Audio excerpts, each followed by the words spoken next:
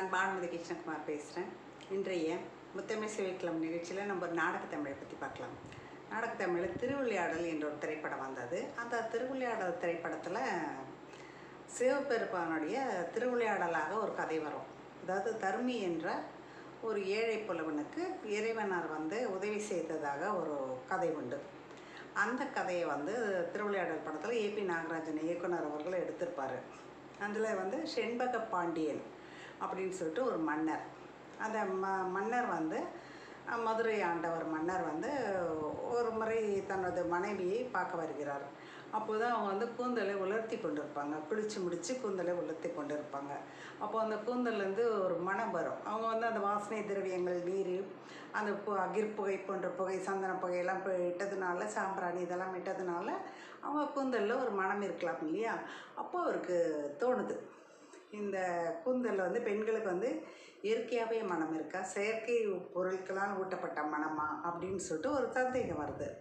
அப்போது அவர் அரசவையில் மறுநாள் அரசவையில் தெரிவிக்கிறார், பெண்களுக்கு இயற்கையிலே மனம் உண்டா, இல்லை செயற்கை பொருள்களை சூடி பூக்களை சூடிக்கொள்வதாலும் செயற்கை நறுமணப் பொருள்களை பயன்படுத்துவதனாலும் வருதா அப்படின்னு சொல்லிட்டு அவருக்கு சந்தேகம் வருது.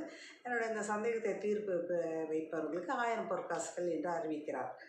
நமக்கு தெரியும், நாகேஷோட சொக்கா எத்தனை பொற்காசு, 1000 பொண்ணாச்சே அப்படின்னு தவிக்கிறதெல்லாம் நமக்கு தெரியும். அப்படி வரும்.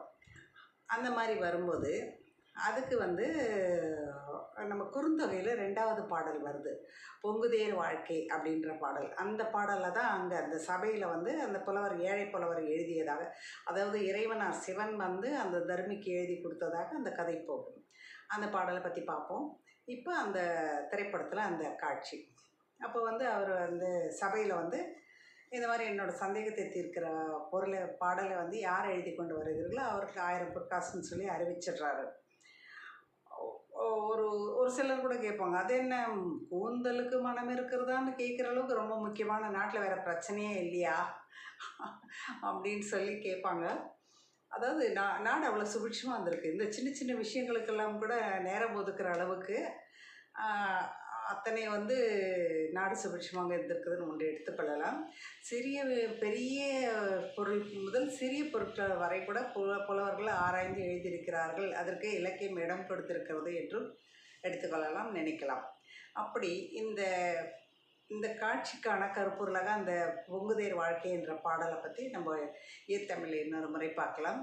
இந்த நிகழ்ச்சிக்கு பொறுத்த வரைக்கும் அது ஏன் அந்த பாடல் உருவானது என்ற அந்த கதை காலத்தை நம்ம பேசணும்.